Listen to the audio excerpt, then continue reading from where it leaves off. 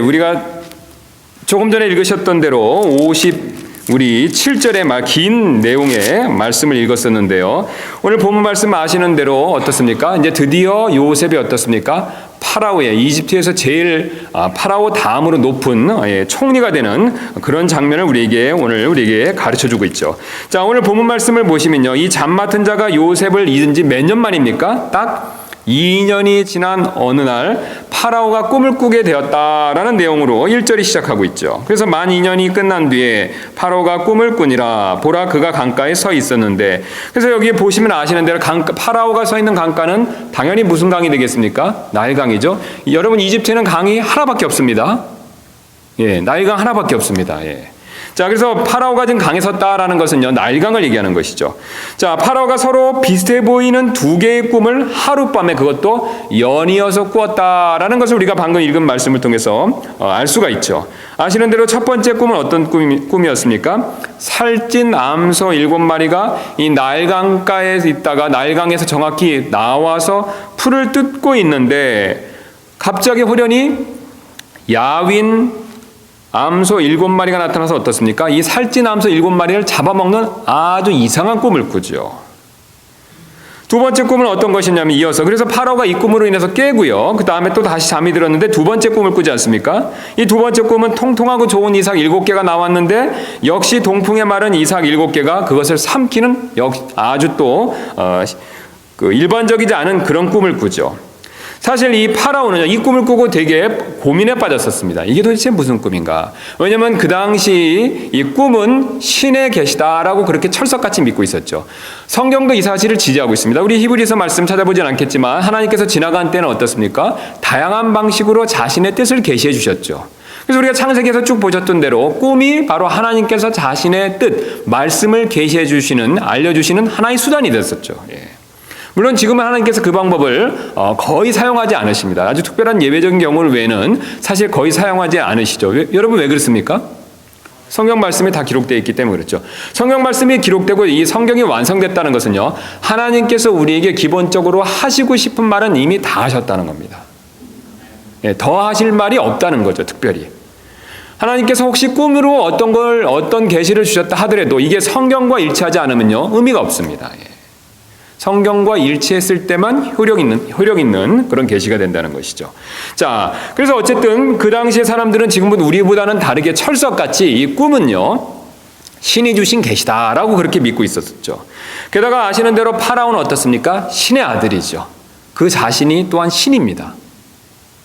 그래서 그런 파라오가요, 신의 아들이면서 스스로가 신인 이 파라오가 꿈을 꿨는데 신으로부터 어떤 계시를 받았는데 앞불사 그 꿈에 대한 내용을 자기도 잘 모르겠다는 것이죠. 그런데 파라오는요, 여기서 우리가 꿈의 내용을 보면서 그 꿈이 무엇을 의미하는지 몇 가지 추측은 했다는 것이죠. 가장 먼저 이 나일강에서 자기가 서 있고 나일강에서 이런 일들이 벌어지는 꿈을 꿨기 때문에, 이 나일강은 이집트 사람에게 있어서요, 이집트의 풍요와 생명을 상징하죠. 그래서 아시는 대로 어떻습니까? 이집트에 있는 유일한 큰 강이 나일강인데요, 그 나일강이 1년에 정기적으로 어떻습니까? 범람을 하죠. 그래서 위쪽 상류로부터 그 토양분, 영양분을, 그러니까 그 비료가 되는 것들을 가득 가지고 와서 홍수가 날 때 그것들을 땅에다 다 내려놓고 다시 물이 원래 상태로 물러가죠. 그렇기 때문에 비료를 안 줘도 연작을 해도 나일강 일대의 농토는요, 항상 이렇게 풍작을 하는 아주 비옥한 평야지대가 됩니다. 그래서 이 나일강은 이집트의 풍요와 생명을 상징하고 그래서 이 이집트 사람들은 아예 나일강을 또 신으로 섬기지 않았었습니까?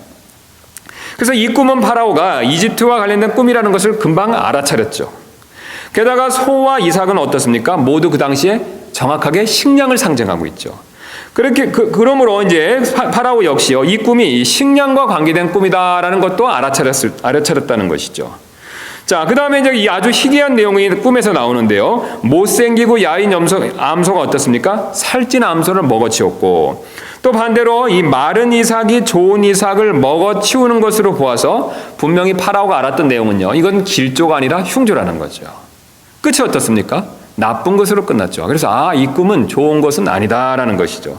파라오가 이것이 흉조라는 것을 알았던 근거로요, 21절 보시면, 우리 다시 한번 보시면요, 그것들을 먹었으나 그것들을 먹었는지 알 수 없었고 그것들이 여전히 처음과 같이 못생겼더라. 이에 내가 깨니라. 그 다음에 그 19절 말씀도 보시면 또 보라 그것들의 뒤를 따라 빈약하고 심히 못생기고 야윈 다른 암소 7마리가 올라왔는데 그같이 나쁜 것들은 이집트 온 땅에서 내가 결코 보지 못하였노라. 꿈에서 어떤 느낌을 받은 겁니까? 굉장히 흉하고 그다음 굉장히 안 좋은 느낌을 받은 거죠. 그래서 분명히 이건 길조가 아니라 흉조다라는 것을 알았다는 것이죠. 역시 마찬가지로 두 번째 꿈에서 깨었을 때도 깜짝 놀라는 모습을 8절이 보여주고 있습니다. 그래서 8절 보시면 아침에 자기 영이 불안함으로 꿈에서 깨고 나서 느낌이 어떠냐면요. 안 좋았기 때문에 불안했다는 것이죠. 이건 분명히 신이 우리 이집트에게 어떤 것을 말씀해 주시는 것인데 이게 좋은 것은 아니구나라는 생각을 가졌다는 것이죠. 파라오는 이것이 흉조라는 것을 알았지만 구체적으로 어떤 내용인지를 몰라서 마음이 답답했습니다. 그래서 즉시로 그 꿈의 해석을 위해서 이집트의 마술사와 지혜자들에게 명령을 했죠. 내가 이런 꿈을 꿨는데 그 꿈을 해석해봐라, 해몽해봐라. 자, 그러나 아시는 대로 어떻습니까? 파라오의 마법사들과 지혜자는요, 아무도 파라오에게 납득할 만한 해석을 내놓지 못했죠. 8절 말씀 보시면 뒤에 이집트의 모든 마술사와 그곳의 모든 지혜자들을 부르고 파라오가 그들에게 자기의 꿈을 일렀으나 그것들을 파라오에게 해석해주는 자가 없었더라. 해석을 못했다는 겁니다. 이 해석을 못했다는 것은 해석을 안 했다라고 볼 수도 있지만요. 조금 더 우리가 깊이 있게 생각하면 해석을 하긴 했지만 시원치 않을 수도 있었다는 것이죠. 자, 그러면 왜 이 파라오의 마법사들과 지혜자는요, 이 제대로 해석을 못했었을까요? 이유가 있었겠죠. 자, 지금 이 파라오의 마술사와 지혜자들도 파라오의 꿈의 얘기를 들었고 이것은 길조는 아니고 흉조다라는 것을 느꼈겠죠. 여러분 그렇지 않습니까? 이게 이제 좋은 꿈은 아니다라는 생각을 가졌겠죠. 자, 그런데 이 흉조를요, 절대 권력을 가진 파라오가 지금 불안해하고 있습니다. 근데 그 불안해하는 파라오에게 이 흉조를 자신도 정확히 알지 못하는 상황에서 이거는 나쁜 꿈입니다라고 이렇게 얘기하기가 어떻습니까? 상당히 부담스럽겠죠. 이들은요, 최소한 2년 전에 파라오가 가장 신임했던 잠 맡은 자하고 빵 맡은 자가 감옥에 갇혔다가 그 중에 빵 맡은 자는 파라오의 진노로 인해서 죽었다는 사실을 알고 있습니다. 파라오가 이 사람들이 생각하는 것보다는 더 무서운 사람이라는 거죠. 그럼 파라오가 지금 불안해하는 상황 가운데서 자신들이 정확히 의미도 모르면서 이게 흉조입니다라고 어설프게 얘기하기는 상당히 이 사람들에겐 부담스러웠다는 것이죠. 게다가 이 긍정적인 해석은 어떻습니까? 이 꿈이 길조입니다. 아주 좋은 내용입니다. 우리 이집트가 번영할 내용입니다. 번영할 그런 꿈을 꾸신 것입니다. 우리 신이 그런 계시를 준 것입니다. 라고 이렇게 그것이 길조라면요, 해석하기가 쉽죠. 대안을 특별히 내놓을 필요가 없다는 것이죠. 좋은 꿈이니까 특별히 해결책이라든가 그 위에 우리가 힘써 해야 될 일들을 얘기할 필요가 없다는 것이죠. 그러나 만약에 이게 흉조라면요, 반드시 어떻습니까? 대안책도 내놓아야 된다는 것이죠. 그런데 이 이집트의 마술사와 지혜자들은요, 자신들이 이 꿈이 정확히 알지도 못하는 상황, 이 무엇인지를 확신 못하는 상황에서 부정적인 해석을 하고요, 그 부정적인 해석에 맞춰서 대안까지 낸다는 것은요, 엄청난 부담일 수밖에 없다는 것이죠. 여러분 왜 그랬습니까? 꿈 해석이 틀리면 어떻습니까? 대안도 틀리는 거죠. 그럼 대안도 틀려버리면 어떻습니까? 파라오 앞에서 살아남지 못할 수도 있다는 것이죠. 이 다니엘서예요. 이와 똑같은 상황을 다니엘서가 우리에게 그것을 보여주고 있는데 우리가 이 내용을 확인하기 위해서 잠깐 뒤로 가도록 하겠습니다. 우리 다니엘서 가보도록 하겠습니다. 다니엘서 2장 1절 되겠습니다. 그래서 제가 말씀드린 내용과 아주 비슷한 상황이 다니엘서에서 벌어지고 있는데요. 이 느부갓네살 왕이 아주 지금 파라오와 비슷한 내용의 꿈을 하나님께 받고 꾼 적이 있습니다. 그래서 그 사실을 지금 다니엘이 기록해 놓았는데요. 우리 다니엘서 2장 1절부터 잠깐 가서 제가 읽도록 하겠습니다.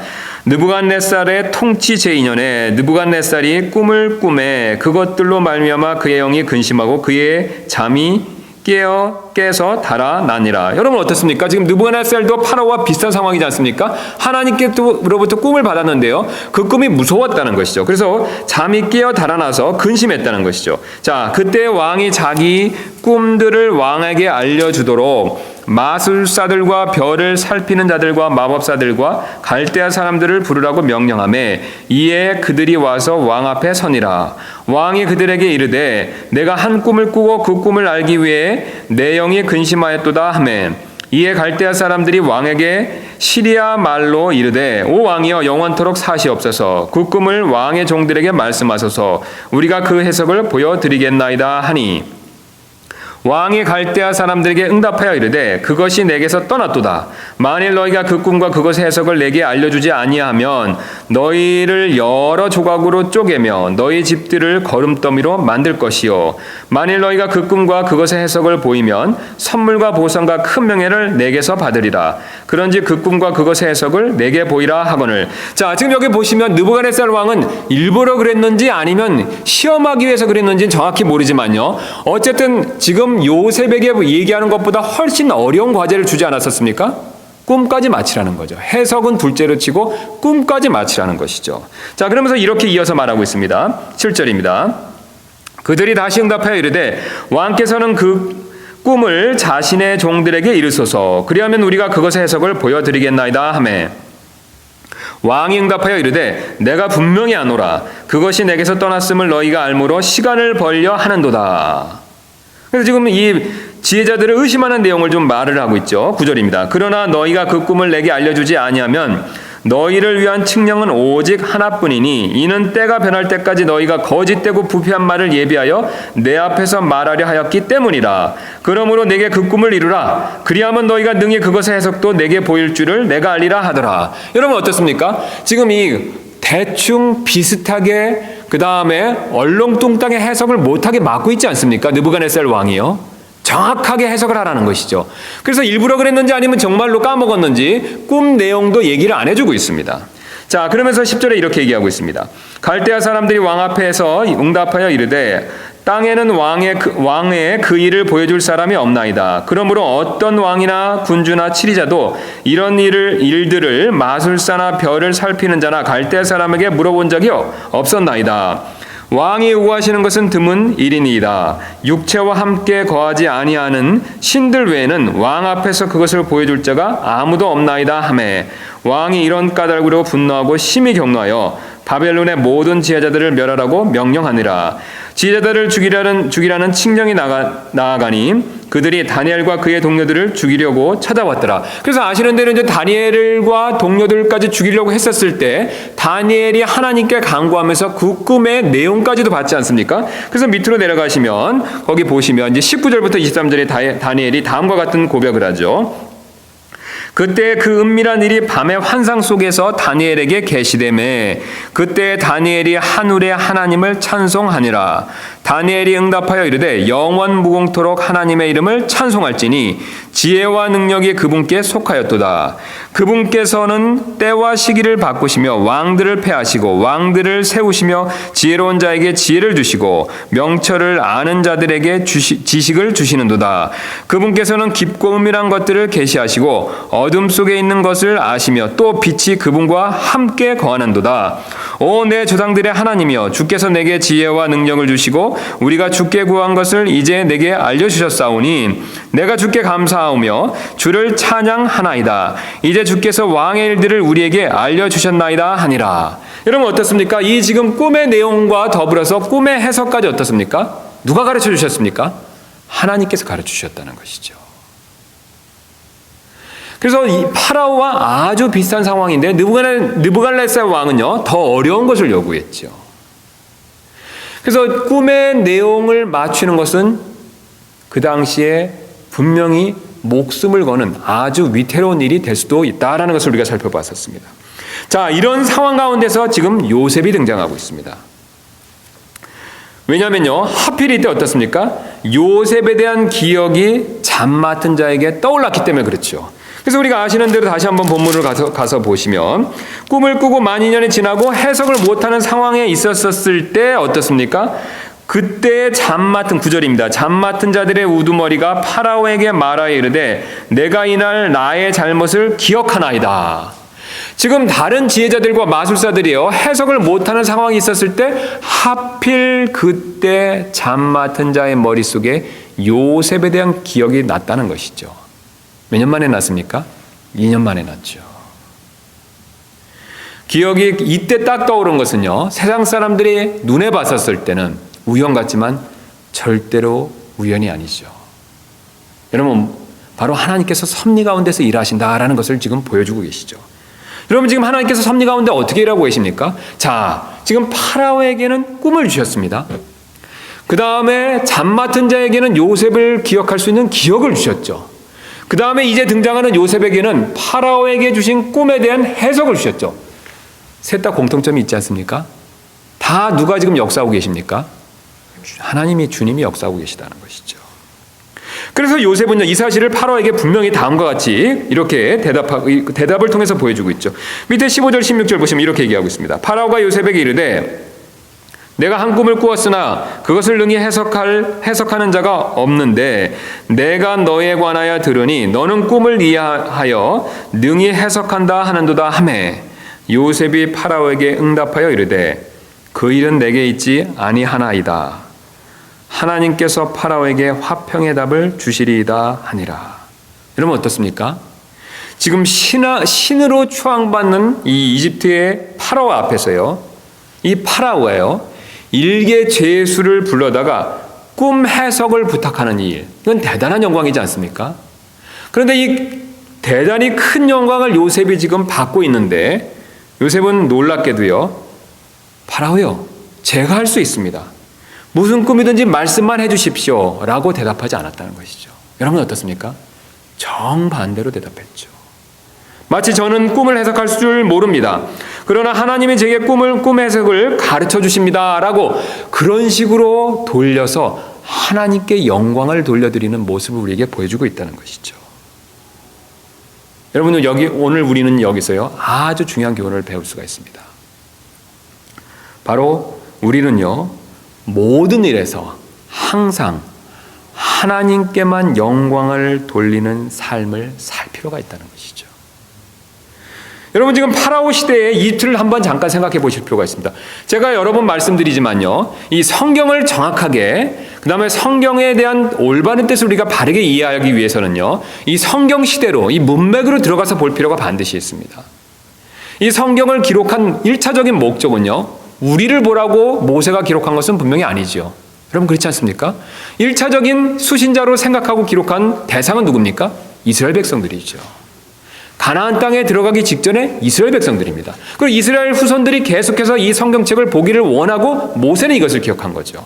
모세가 영감을 받아서 교회까지도 이방인까지 구원받는다는 것을 분명히 알았다면 그것마저 염두에 뒀겠지만요, 1차적으로는 바로 이스라엘 사람들을 염두에 뒀다는 것이죠. 자, 이스라엘 사람들에게 있어서 이집트는요 대단한 국가입니다.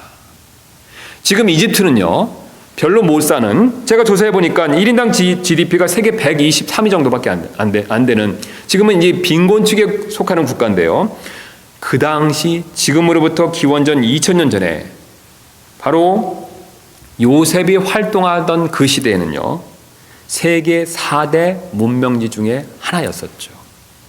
지금으로 치면 미국과도 같은 지위를 누렸던 나라가 바로 이집트라는 것이죠.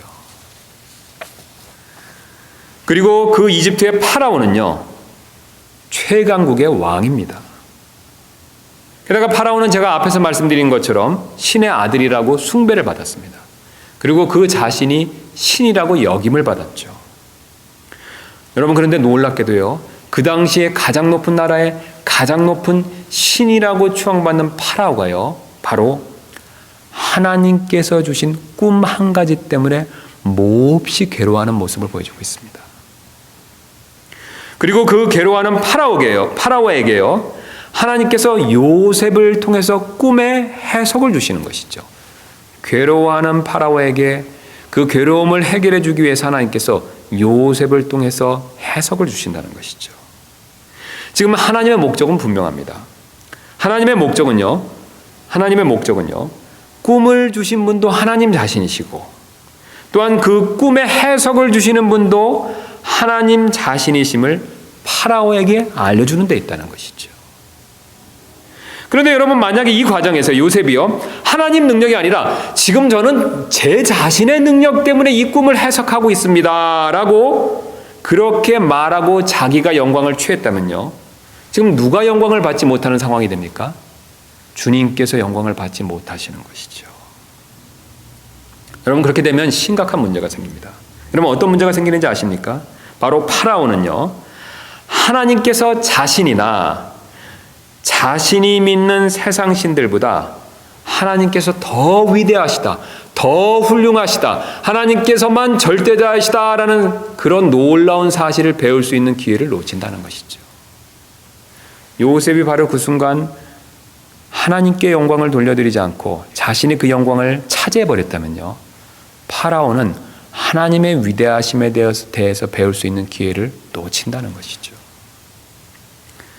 그뿐만 아니라 파라오와 그의 신하들과 백성들에게도요, 하나님을 전할 기회가 없어진다는 것이죠.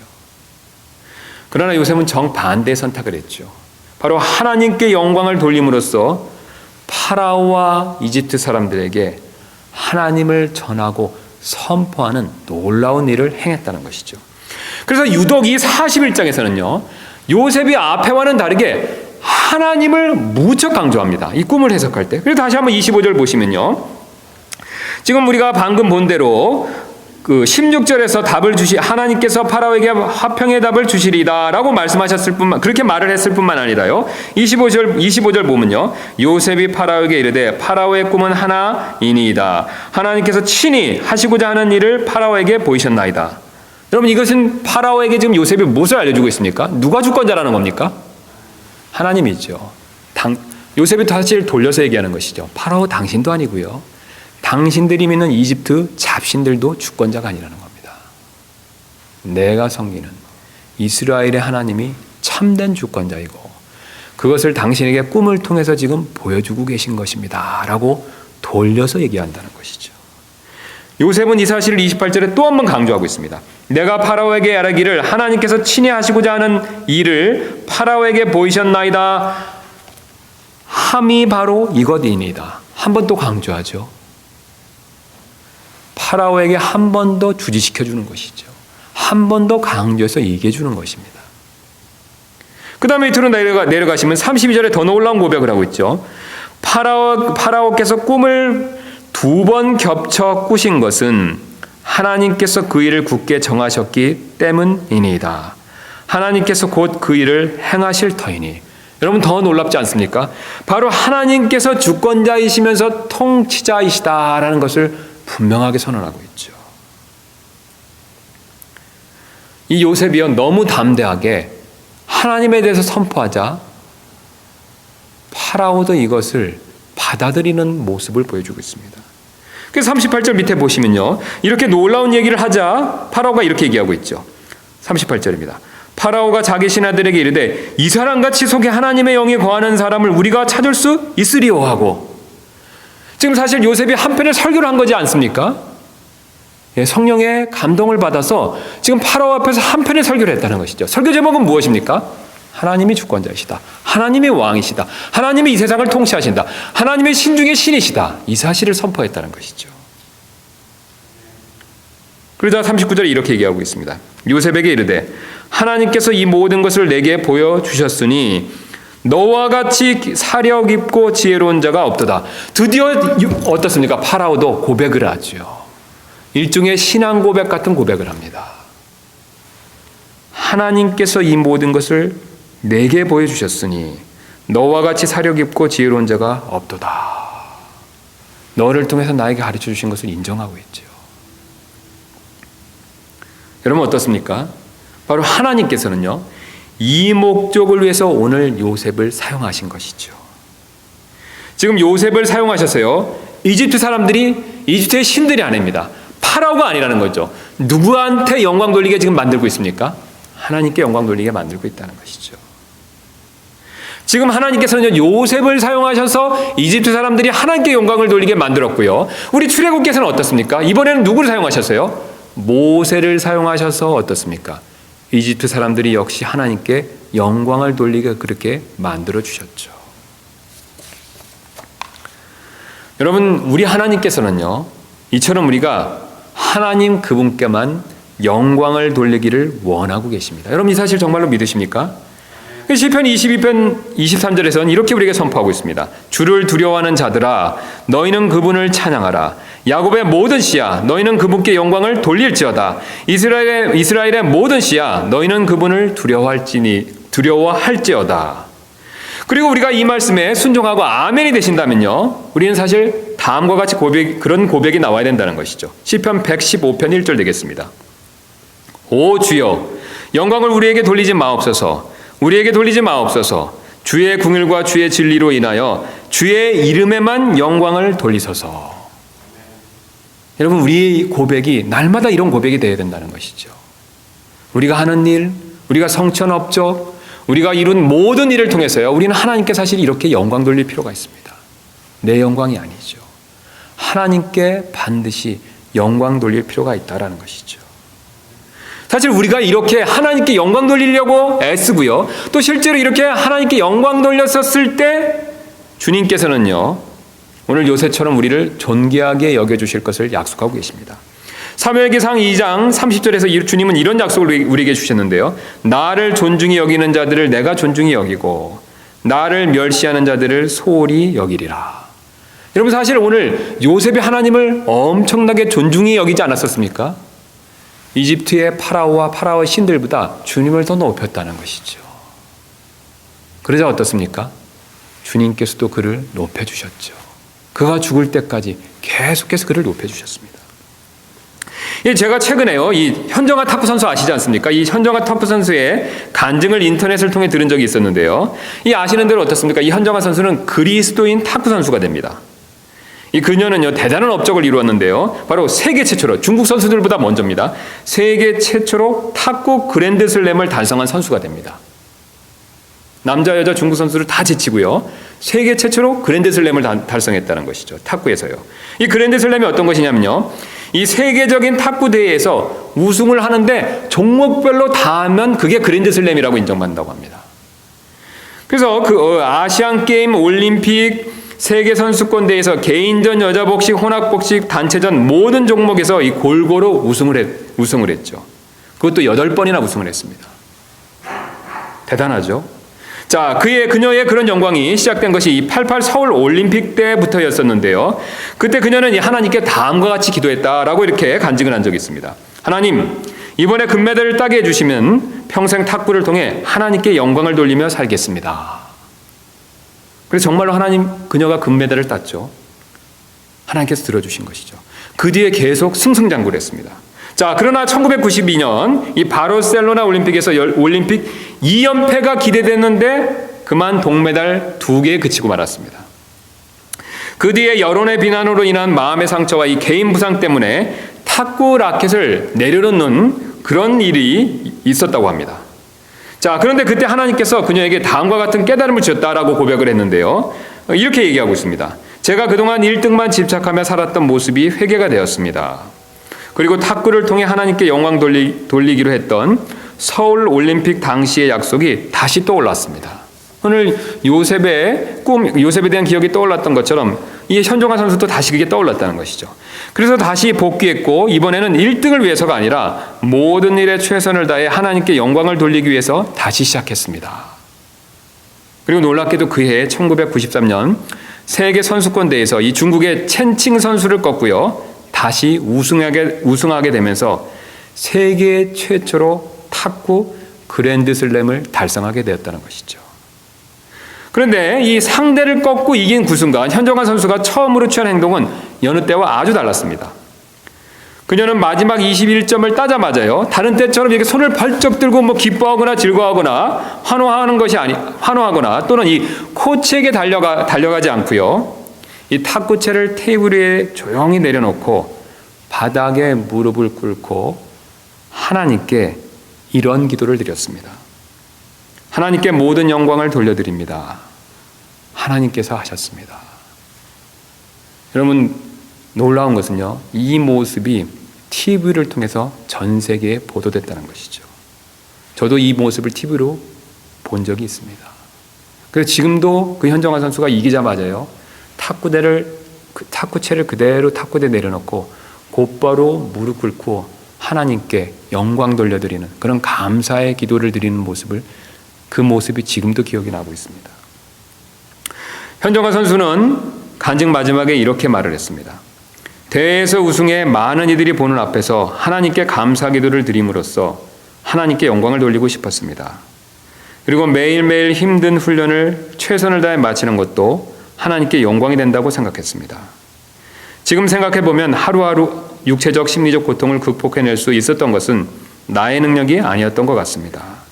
내가 좋을 때나 나쁠 때나 주님은 항상 함께 하셨고 늘 좋은 것으로 보답해 주셨습니다. 여러분 어떻습니까? 사실 주님은요, 이런 고백이 우리 모두의 고백이 되기를 원하고 계시지 않겠습니까? 즉 우리 역시 모든 일에 이렇게 하나님께 영광 돌리기를 원하신다는 것이죠. 그래서 고린도전서 10장 31절은 우리가 잘 아시는 대로 주님은 이렇게 말씀하고 계시죠. 그런즉 너희가 먹든지 마시든지 무엇을 하든지 모든 일을 하나님의 영광을 위하여 하라. 주님은 오늘 이처럼, 요셉처럼, 이 선수처럼 우리가 주님께 온전히 영광 돌리기를 원하고 계시죠. 그런 저와 여러분들 되시기를 주님의 이름으로 소원합니다. 자, 이뿐만이 아닙니다. 오늘 성경은 또 다른 교훈을 우리에게 말씀해주고 계시는데요. 바로 어떤 내용이 되냐면요, 하나님께서 우리가 하나님께 영광을 돌리게 하시기 위해서요, 우리를 이렇게 연단시키시고 단련하신다라는 사실을 우리에게 분명히 보여주고 계시죠. 오늘 요셉이 이처럼 하나님께 영광을 돌릴 수 있었던 것은 저절로 그렇게 된 것이 아니었습니다. 바로 하나님께서 그를 연단시키셨기 때문에 그렇게 된 것이죠. 그래서 시편 105편 17절부터 19절에 이 사실을 우리에게 분명히 말씀해 주시는데요. 우리 한번 지난 시간에 찾았던 말씀인데 제가 다시 한번 읽어드리도록 하겠습니다. 그분께서 한 사람을 그들보다 앞서 보내셨으니 곧 요셉이라. 그가 종으로 팔렸도다. 그들이 그의 발을 족쇄로 상하게 하고 그를 쇠 안에 넣어두되 그분의 말씀이 임할 때까지 그리하였도다. 주의 말씀이 그를 단련하였도다. 하나님께서 그렇게 하신 일이 목적이 뭡니까? 바로 그를 단련시키기 위해서, 주님의 말씀이 그를 단련시키기 위해서 그렇게 했다라고 말씀하고 계시죠. 사실 오늘 요셉이 이집트의 총리가 되는 일은요, 갑자기 된 일이 아니지 않습니까? 13년 전에 이미 하나님께서 알려주셨죠. 여러분 그렇지 않습니까? 창세기 37장에 보면요, 곡식단 꿈과 해와 달 별 꿈을 통해서 사실 주님께서는요 13년 전에 이미 요셉에게 알려주셨죠. 그런데 만약 하나님께서요 13년 전에 요셉에게 꿈을 주시자마자 곧바로 이집트 총리를 시켰다면 어떻습니까? 요셉은 사실 오늘만큼 하나님께 영광을 돌리지 못할 수도 있다는 것이죠. 여러분 왜 그렇습니까? 14년 전에는요 지금만큼의 겸손함이나 믿음의 고백이 요셉에게 부족했기 때문에 그렇다는 것이죠. 그 근거가 있습니다. 이 하나님께서 꿈을 주셨다는 신앙 고백에 차이가 있다는 것이죠. 우리 시간이 없어서 다 찾아보진 않겠지만요, 이 37장을 한번 보시면요, 가서 확인해 보시면요, 꿈을 꿨지만 이게 하나님께서 그 꿈을 주셨다라는 언급이 전혀 없습니다. 그냥 자기가 그 꿈을 꾸고요, 형들 앞에 자랑하듯이 얘기를 하죠. 그것도 연거푸 2번 얘기를 합니다. 그래서 아버지 야곱조차 어떻습니까? 꾸주람을 줬죠. 꾸중을 주었죠. 자, 그 뒤에 이제 이어서 우리가 잠 맡은 자와 빵 맡은 자의 꿈을 꿨었을 때 40장에서는 요셉이 한 번 언급을 합니다. 해석은 하나님께 속한 일이 아니니까. 한 번 하나님에 대한 해석은 하나님께 나온다라는 신앙 고백을 한 번 하죠. 자, 그런데 오늘 41장을 보면요, 무려 4번에 걸쳐서 신앙을 고백하는 모습이 나오고 있습니다. 여러분 이것이 우리에게 무엇을 알려주고 있습니까? 요셉의 믿음이요 점점 자라고 성장했다는 것이죠. 여러분 만약에 요셉이 13년 전에 지금처럼 하나님께서 주신 꿈입니다라고 4번 연거푸 강조해서 형들에게 얘기하고 아버지에게 얘기했다면 어떤 일이 벌어졌겠습니까?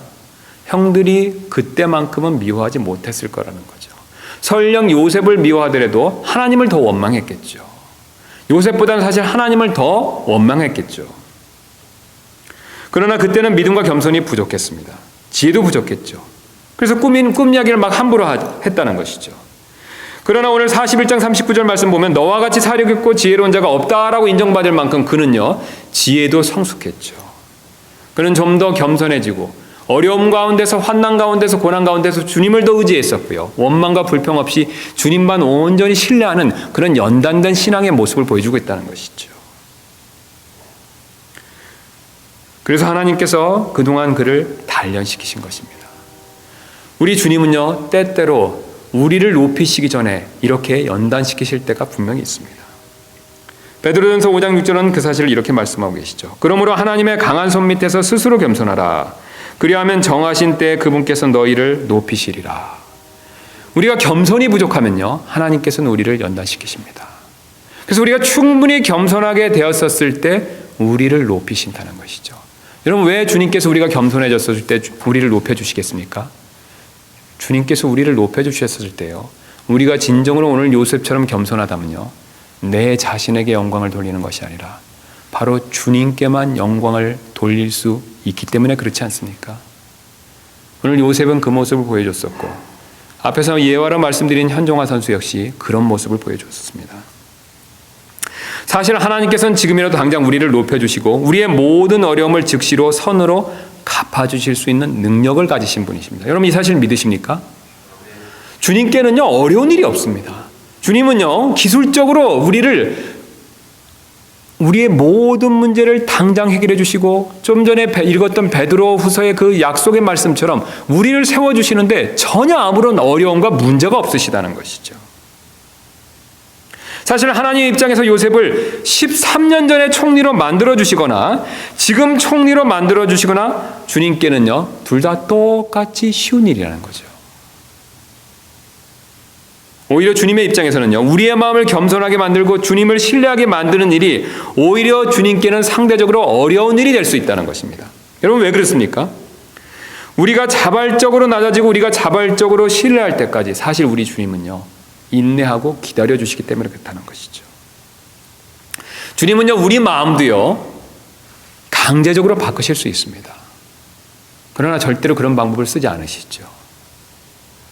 우리 마음이 스스로 겸손해지고 낮아질 때까지 주님은 우리에게 모든 것을 맡기고 기다려주십니다. 온유하고 오래 참은 가운데서 우리가 스스로 변화될 때까지 기다려주신다는 것이죠. 그래서 요셉을 총리로 만들어주시는 일보다요, 사실 요셉의 겸손과 믿음을 길러주시는 일이 상대적으로 더 시간이 많이 걸리는 일이 될 수밖에 없었다는 거죠. 주님 입장에서는요.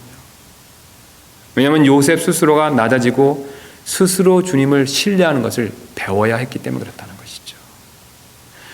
사실 우리는 하나님의 능력에 더 관심이 있습니다. 그러나 주님은요, 우리의 마음에도 관심이 있으십니다.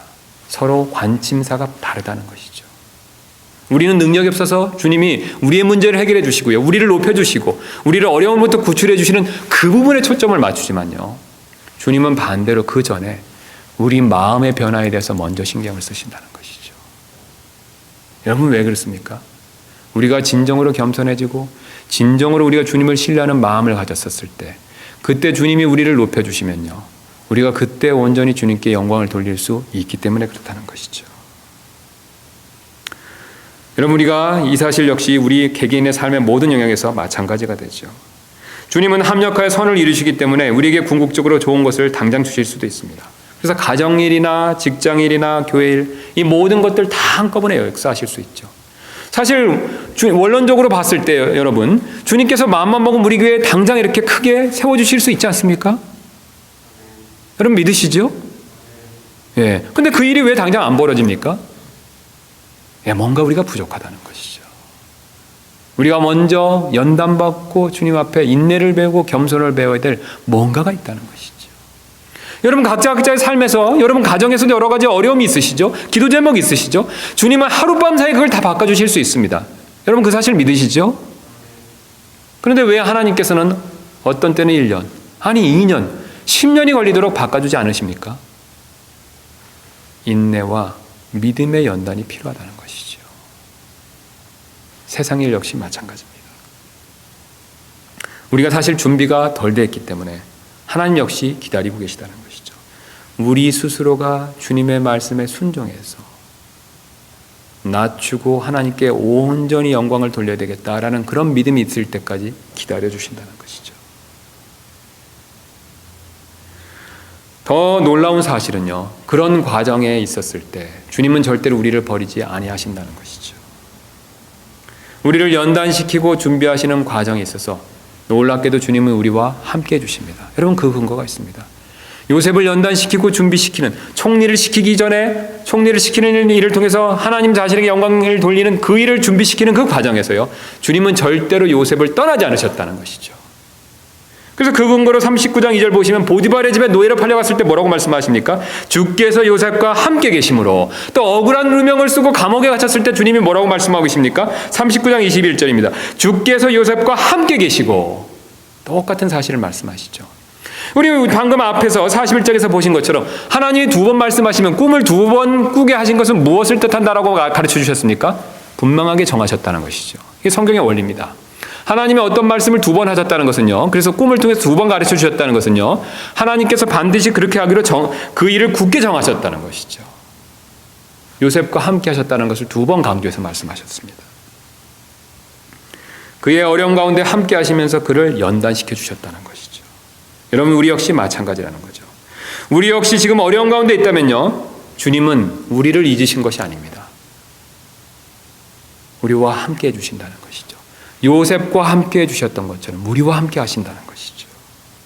그리고 함께 하시면서 우리가 알든 모르든 섭리 가운데서 모든 것을 사용하셔서 우리를 연단시켜 주시고, 그것을 통해서 결국 궁극적으로 합력하여 선을 이루는 그 모든 일로 우리를 인도하고 계시다는 것이죠. 여러분, 욥은 이 사실을 잘 알았던 사람이죠. 그래서 욥이 다음과 같은 유명한 고백을 한 것을 우리가 익히 잘 알고 있지 않습니까? 욥기 23장 10절입니다. 그러나 내가 가는 길을 그분께서 아시나니 그분께서 나를 단련하신 뒤에는 내가 금같이 나오리라. 여러분, 놀라운 신앙 고백이지 않습니까? 요셉도 알았고요, 욥도 알았습니다. 여러분, 그렇다면요, 우리 역시 이 사실을 믿는다면요, 이 말씀을 통해서 우리가 이 말씀을 마음으로 받고 확증한다면요, 우리 역시 낙심하거나 절망할 필요가 없습니다. 어려움과 고통과 환난에 다더라도요, 주님은 우리와 함께 하십니다. 그리고 실수가 없으시고 어려운 일이 없으신 그분께서 모든 일을 합력하여 선을 이루시면서 궁극적으로 우리에게는 좋은 것을 주시도록 우리의 인생을 지금 이끌고 계시다는 것이죠. 여러분, 이 믿음이 필요합니다. 하나님께서는 요셉의 이야기를 통해서 우리에게 그것을 알려주기를 원하신다는 것이죠. 여러분, 우리의 신앙의 궁극적인 끝은요, 반드시 선입니다. 여러분, 그렇지 않습니까? 우리가 비록 지금 건강에 어려움이 있고 경제적인 힘든 게 있고 가정에 문제가 있다 하더라도요, 우리의 신앙의 끝은 결국 선이죠. 여러분, 왜 그렇습니까? 우리는 결국 주님과 함께 하늘에서 부활한 몸을 입고 영원토록 사는 그런 하나님의 계획을 갖고 있다는 것이죠. 하나님이 우리를 그렇게 정해놓으셨다는 것이죠. 그리고 장차 예수 그리스도께서 다시 오시면요, 요셉이 이집트의 총리가 된 것처럼 어떻습니까? 우리는 그리스도와 더불어서 이 땅을 다스리는 치리자가 될 것이기 때문에 주님은 우리의 인생의 궁극적인 목적을 이렇게 지금 결정해 놓으셨다는 것이죠. 우리가 이 사실을 믿는다면 낙심하거나 낭망할 필요가 없습니다. 오히려 욥처럼, 오늘 요셉처럼 믿음으로 인내하며 기다릴 필요가 있다는 것이죠. 이를 믿고 더욱더 인내하는 저와 여러분 되시기를 주님의 이름으로 소원합니다.